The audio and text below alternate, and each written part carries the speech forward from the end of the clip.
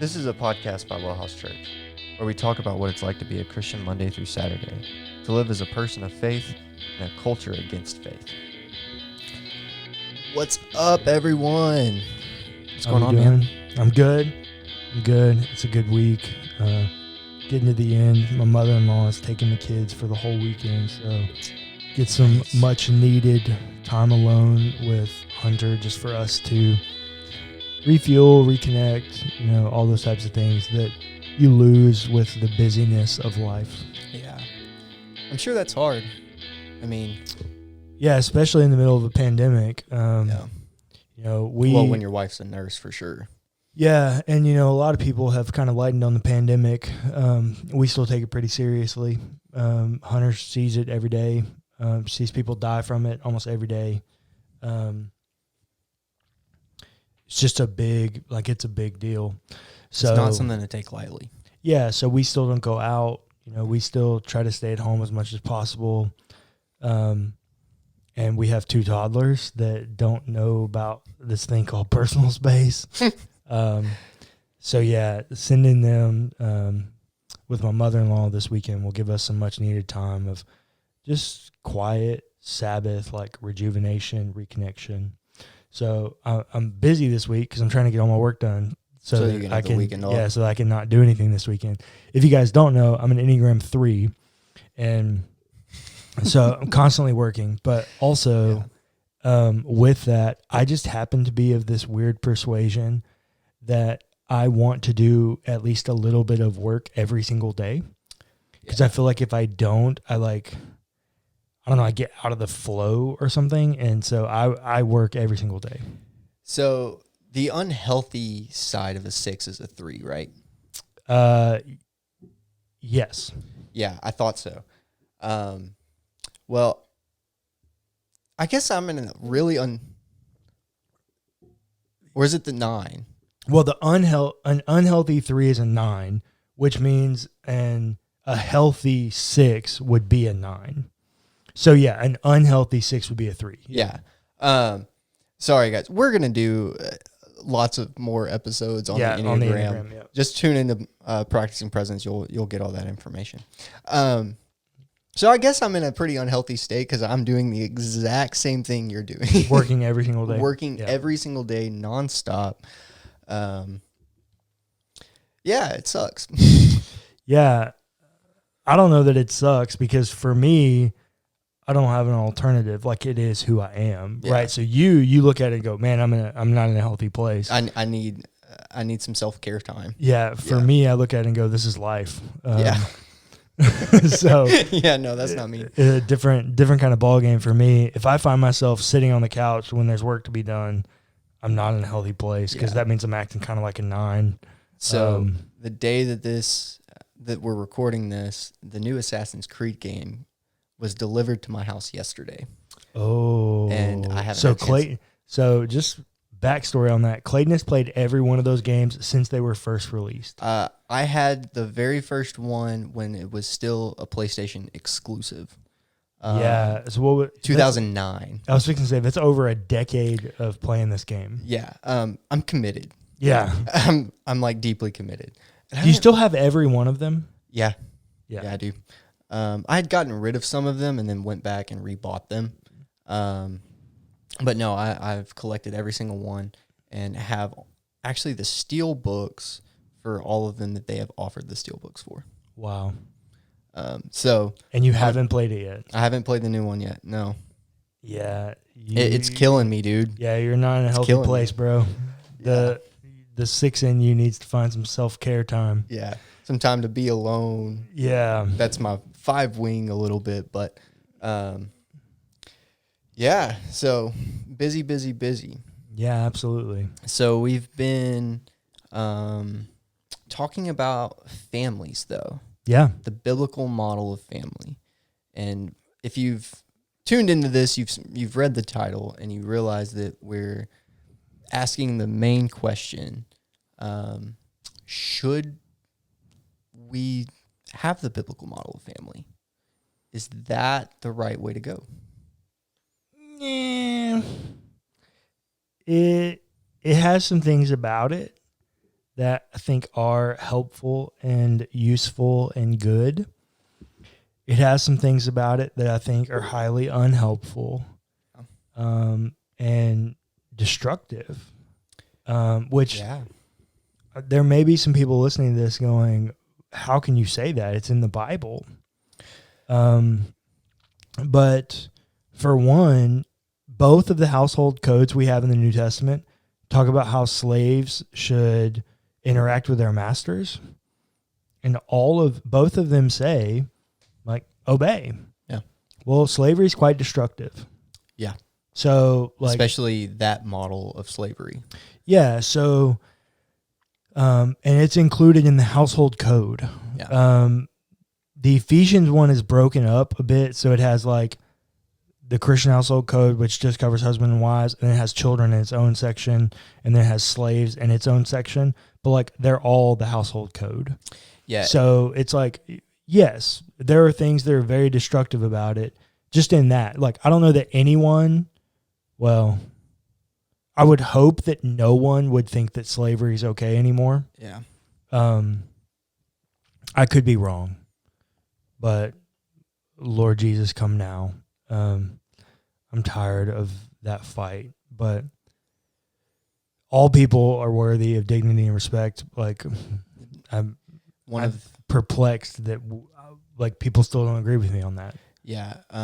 So as a social work student, the third value listed in the National Association of Social Workers Code of Conduct, is the dignity and worth of the human being. Yeah. And that is just inherent and just buried deep within me. And slavery is just contrary to that. Yeah. And so I would hope that everyone would be with us on this. I mean, if we truly believe that human beings are made in the image and likeness of God, then they are equal. Yes. They're worth it. And also don't forget that Jesus was probably a very dark-skinned person.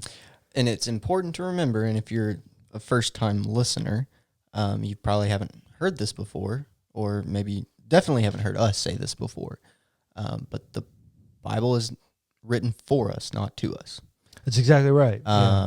It was written specifically in a specific time and place for a specific audience. About 2,000 years ago. Yeah.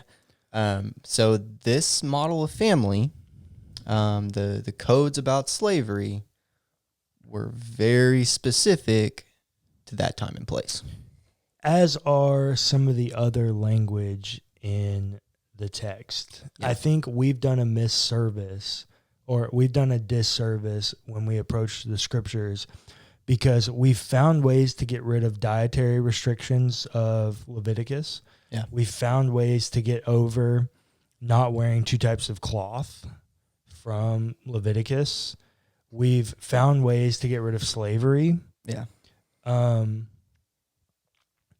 But we haven't found ways to get rid of gender oppression. Yeah. We haven't found ways to get rid of unhealthy models of parenting. Yeah. We haven't found ways to get rid of patriarchy. Yeah. When they're all the same argument. If we can honestly say it's cultural, then we can say it's cultural. Like, we have statistical data that tells us that there are things about this model that lead to unhealthy human beings. Because one thing we have to remember is Paul's not trying to send the known world, into a social upheaval. Yeah. Paul has a construct that he has to work within. And so he has in here things about slavery. He has in here things about women submitting to their husbands. But then when we actually see him in practice, we get the letter to Philemon, where he tells Philemon to receive his slave Onesimus as he would receive Paul.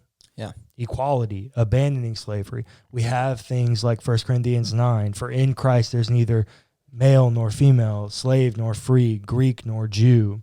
Yeah. We have situations where Priscilla and Aquila are apostles. They're a husband and wife team, and out of the 6 times they're listed, 3 times she is listed before he is. Mm-hmm. We have moments and times where we see and we can point and we can put our finger on that Paul didn't act this out in practice. Yeah. And so for me, I think we just need to read our Bibles better. I don't think we do a good job of reading our Bibles. You know, one that I commonly use as an example of this is a lot of traditions limit women preachers. Mm-hmm.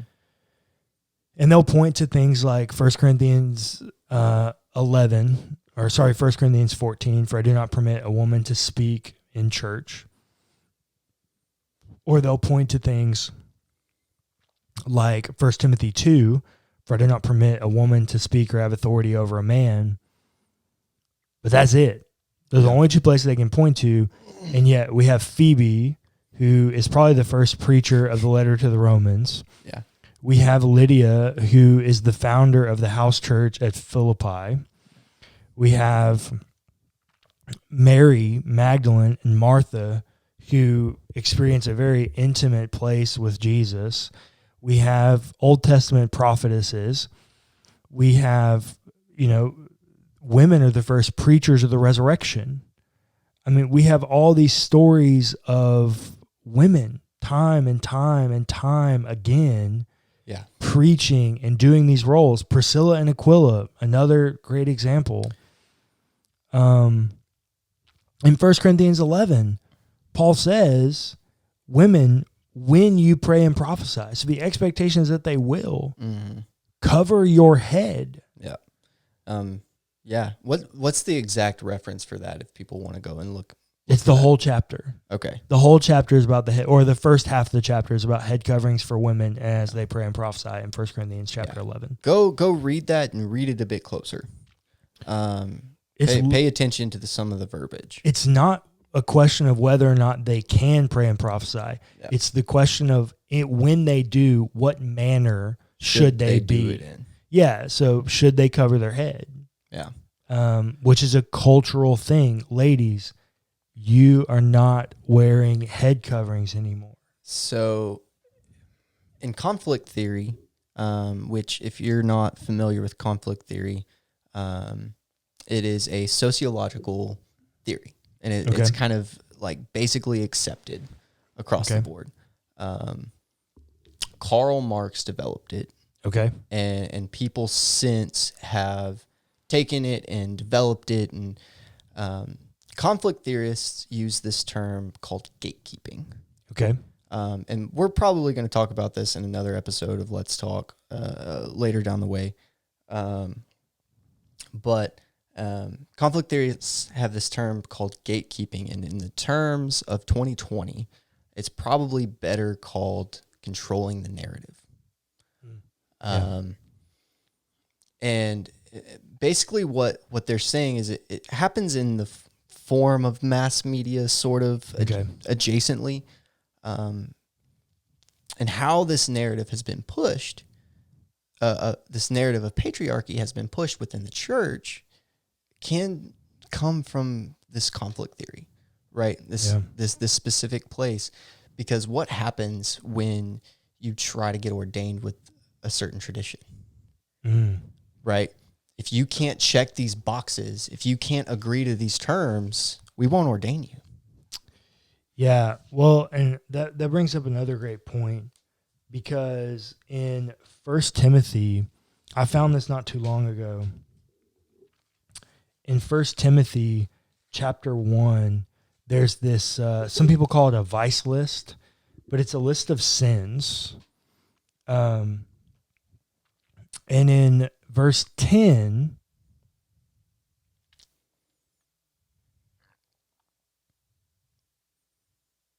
he's reading. Give him just a minute. Yeah, in verse 10, it goes into this vice list, and it says, this is 1 Timothy 1:10, fornicators, sodomites, slave traders. It's interesting. Controlling the narrative is always done by people in positions of power, which usually, it's not always, but usually means the most educated. Yep. We have very educated people translating our Bibles. go back and look at Bible translations from 100 years ago. That word, slave traders, wasn't translated that way. You know what it was translated as? No. Kidnapping. Oh, wow. Because kidnapping and slavery are not the same thing. But slave traders, that's identifiably something.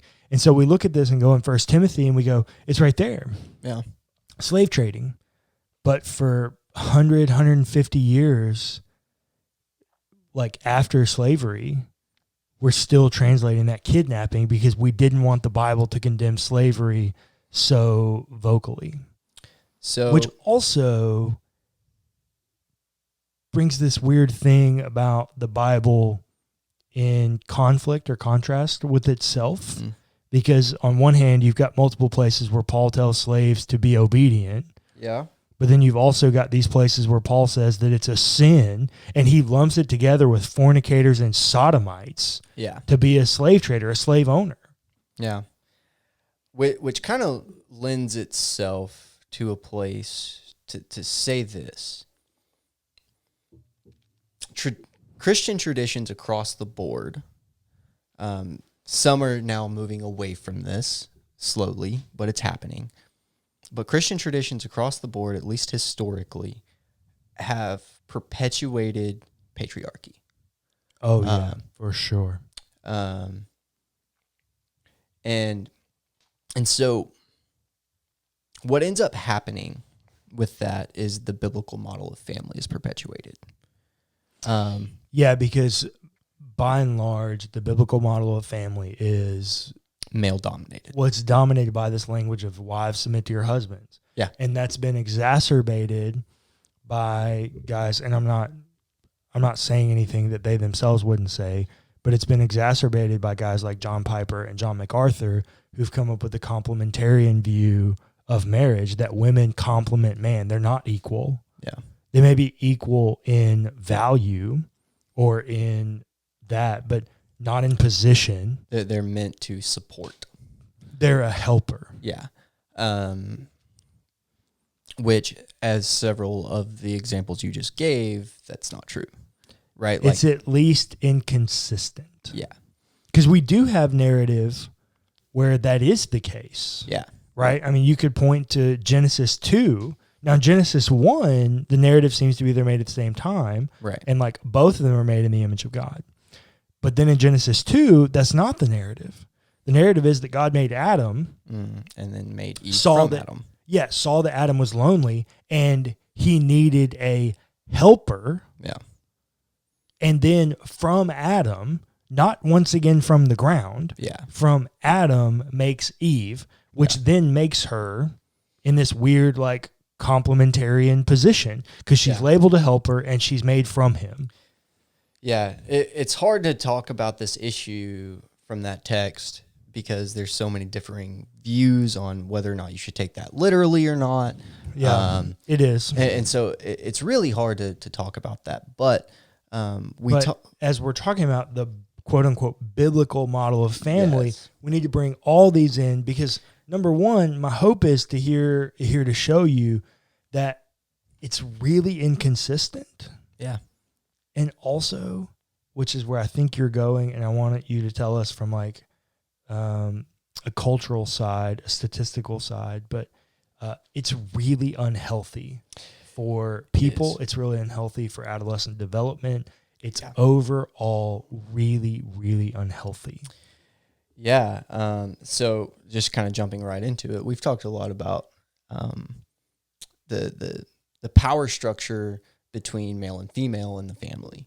But what really happens as well is think about the kids that are caught in this. They don't have a choice. Right. And so you don't get to pick who your parents are. No. Even in adoption, you don't get to choose. Right. And in no way do you get to pick who your parents are. Never. Which that's a bit of a social justice issue in some ways, especially from an adoption standpoint. Yeah. And that's a whole nother episode. Oh yeah, for sure. But there are generally talked about 3 types of parenting, right? You have the authoritarian, which is the do as I say because I say so. The parent knows best. So that's very much so the biblical model. Yes. Especially like going down to like honor your father and mother. Yes. Right? Like just because they are your father and mother, do as they say because they're your mother and father. 100%. Okay. So you have the authoritarian model. Then you have some people call it permissive, and I actually learned it as passive. Okay. And this is the parent that's your friend. Doesn't believe in discipline. Discipline at all? Discipline. Sometimes, I mean, maybe, but it's more, it's less structured. Okay. That's probably a better way to say it. Okay. And then you have the authoritative. So going back to the passive or permissive, that's like, it's a very informal relationship. Yeah. Or maybe fluid between friend and parent. No, that would be more where I'm going next. Oh, okay.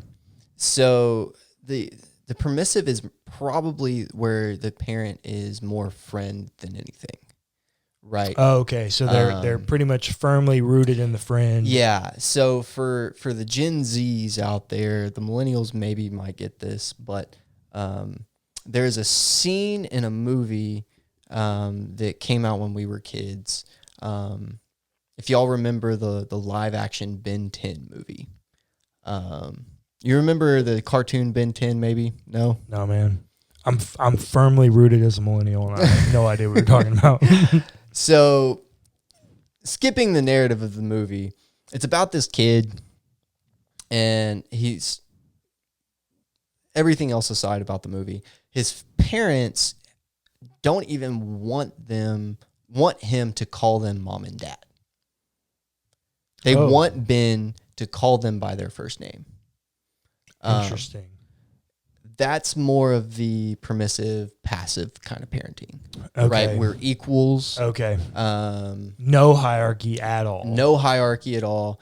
We're equals. We're your friends. Discipline's not really a thing. It's probably more about like advice rather than you disobeyed, and let's teach you that when you don't do the things that you're supposed to, there's repercussions. Okay. That's more the permissive, passive parenting. Okay. The authoritative is probably more the blend of the two. Okay. Right. So I'm just guessing, because we say around here at WellHouse, the best things come in the middle. That's right. I'm guessing that's the one we should be striving for. Yeah. So everyone kind of collectively agrees that this is the ideal style of parenting. The authoritative. The authoritative. And now I want to go ahead and let our listeners know I'm not a parent. I don't have kids. I'm a parent. I have 2 kids, and I don't talk in these terms because I'm a Bible nerd, not a social work student. But I do like having these conversations because, especially on here, this is the intersection of faith and culture. And we don't live in ancient world culture. We live in 21st century culture. That's right. We live in 2020. Yeah, which is very different. But for me, I don't do this. I mean, I think this authoritative model of parenting. My kids very much so listen to me when I say to do something. But I also make sure that they know that they can come to me, that I am their friend, that I'm a safe place for them to share their feelings. We frequently ask our daughter. Our son has a speech delay, if you didn't know. And so it doesn't work as well with him, but our daughter, we frequently ask her, rather than getting directly mad at her when she throws a fit, like, stop that, because I say stop that. Yeah. We will go to her and say, hey, can you tell me what you're feeling?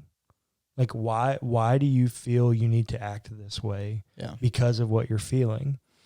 But the other thing is I have conversations. Go ahead. From a social work perspective, that is very person first. It's a very healthy way to do that. It's it's strengths based, understanding that she understands her own feelings. Yeah. So we learned, I don't know the company, but they have this thing called the feeling corner. And instead of sending a kid to timeout, you send them to the feelings corner in order to identify what they're feeling and communicate that to you. And so we've just used the same kind of idea.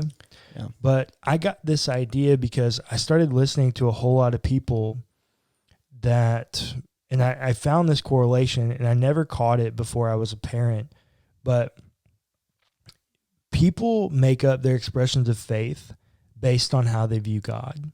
Yeah. So if God's a God of grace, they're going to be very lax and free in their expression. If God's a God of wrath and anger, they're going to be very rigid and structured in their expression.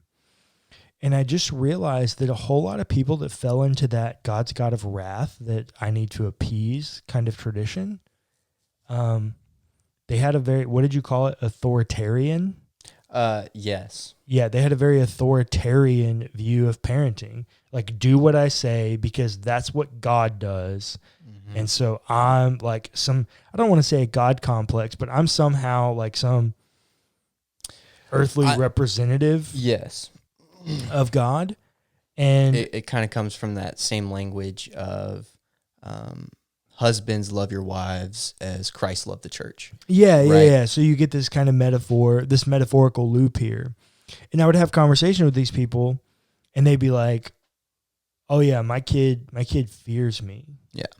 It's like, "Oh, you're happy about that?" Yeah. And they're like, "Oh yeah, I fear God, so I want my kid to fear me because kids listen when they're afraid." Mm-hmm. It's like, well, no, kids also listen when they respect. Yes. For me, I don't want my kids to be afraid of me. You know, and in the example of the movie that I gave earlier, Ben did not respect his parents. He actually kind of thought that they were pushovers. Yeah, and he thought they were silly. Yeah. He would call them mom and dad just to hear them say, Don't call me mom. Don't call me dad." But I picked on the passive model of parenting a little bit. The authoritarian model of family can lend itself to abuse. So you think so statistically those would be the models of parenting that end up with the different kind of abuse and overexertions of power within the model? Yeah. Okay. Interesting. If they're not careful, it can. Yeah. And what we end up seeing, more than anything, and this might surprise you, that neglect is the most common form of abuse. So if you don't know, abuse comes in multiple different forms. So you have neglect as child abuse. You have psychological abuse, physical abuse, and then sexual abuse. Right? These are the four kinds of abuse that you really see. And the top three is neglect, physical, and sexual. In that order, respectively. And so maybe it's not so much that the authoritarian parent is hitting their kids or physically abusing them. Maybe it's more as they irritate me or you're irritating me, so I'm going to ignore you. Like, do you see that narrative, that logical connection there? Yeah, for sure. That could be what it is. That's me theorizing a little bit. But it makes sense. And I mean, what do we know about kids later that feel ignored? It leads to not doing well in school. Yeah. It leads to violence. Yeah. And ultimately, where that lands them is not a good place in society. More times than, I'm not going to say more times than it, I'm not going to say more times than not. What I'm going to say is that more times than should happen, it ends them in juvie. It ends them in prison later in life.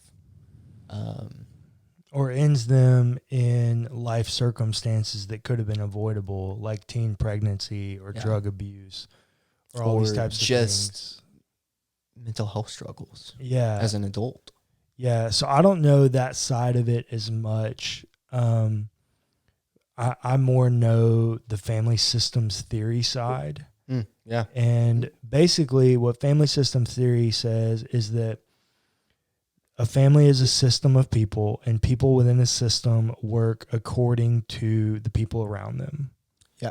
So if one person in your family system is overly anxious, that's going to affect your activity within the system some kind of way. Yeah. And so if you have someone in this authoritarian kind of worldview as the leader of your quote unquote leader of your family system, by its very nature of being a part of a system, you are going to succumb to the domineering nature of the system. Yeah. So that's a very valid point. And if you're not careful, you can end up perpetuating that same model of family. Oh yeah, for sure. I mean, that's how we've ended up where we are, right? It takes everyone, and I tell people this all the time. You know, people come to me and go, oh, well, I wish I would have had this. Yeah. Like, I wish my parents would have done this. Listen to me very clearly, listeners. You can't fault someone for doing only what they know. That's right. If they don't know another system, if they don't know another way, you can't fault them for only living according to what they know. Yeah. And so in the same way as we've lived thousands and thousands and thousands of years according to authoritarian patriarchy, we can't fault people that it's hard to break. I mean, especially in this country, we don't like to talk about it, but our country is dominated by systems of oppression. Yeah. I mean, the country is literally built on slavery. And yet, when African Americans rise up and start revolting, we tell them, don't do that. But wait 6 months, and on July 4th, we're going to celebrate our own violent revolution of oppressive systems. We are built on oppressive systems, and it takes time to break those. It does. And you have to be extremely intentional about it. Would you agree? I would. Breaking systems is not easy. And it doesn't come through happenstance. No. You need people who are dedicated to the cause. And I will tell you, just for me, one of the causes that I'm most dedicated to, I think there are a whole lot of people doing active work in racial reconciliation. I think we need more people doing that. I definitely support that movement. But for me, one thing that I don't think we have near enough people doing is fighting for women to have a place in leadership in the church. Yeah. And so that is what I have dedicated myself to. I have a goal that one day WellHouse staff will be 60% female. I would love that. That's something that I have dedicated myself to. And so to your point, no, it doesn't come from happenstance. No. It comes from people who are dedicated and devoted to making a difference. It does. And so if you're listening to this right now and you're hearing that you might be the authoritarian, that you might be the permissive or passive. Think about it. You might not be doing your family the most justice. Or if you have a very complimentarian view of your marriage, that women are there to support you, that you go to work and make all the money and she has the sandwich waiting for you when you get home. It's a very destructive way to view someone made in the image and likeness of God. Yeah. And your kids are also made in the image and likeness of God as well. Yeah. They have dignity and worth too. I think all around, and we didn't really dive into what the text says, but you can go find these household codes in Ephesians 5, beginning in 21, and in Colossians 3, beginning in 18. And I just read those, and for me personally, I frequently talk about myself as a pastor living in a glass house. As a pastor, everybody now, quote unquote, is like a public figure, right? Like on social media, everybody's a public figure. Which just means that they post a lot on Instagram. Yeah. But pastors actually are public figures. Yeah. Because people watch us, and we have to live in a glass house because people are always watching us. And for me, I try to be very comfortable in who I am as a person, and I try to be very transparent with who I am so that I don't mind living in that glass house. Mm-hmm. There are some elements of my life that I don't want to invite people into, obviously. Yeah. But for me, as I talk about living in a glass house, when I look at this household code in Ephesians, I wonder if I lived my life according to that household code, would I pass the glass house test? Would the general population judge me because I governed my house that way? Wow. I think the answer is absolutely affirmatively yes. And it's because we now know that overall, while there are things in it that are healthy, it holistically is unhealthy and destructive for managing households because it was written 2,000 years ago. It was.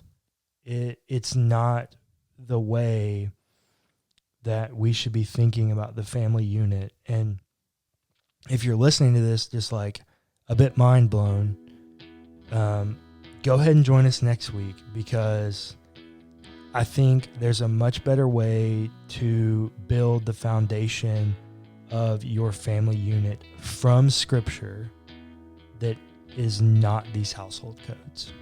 Yeah. So tune in. It might be changed.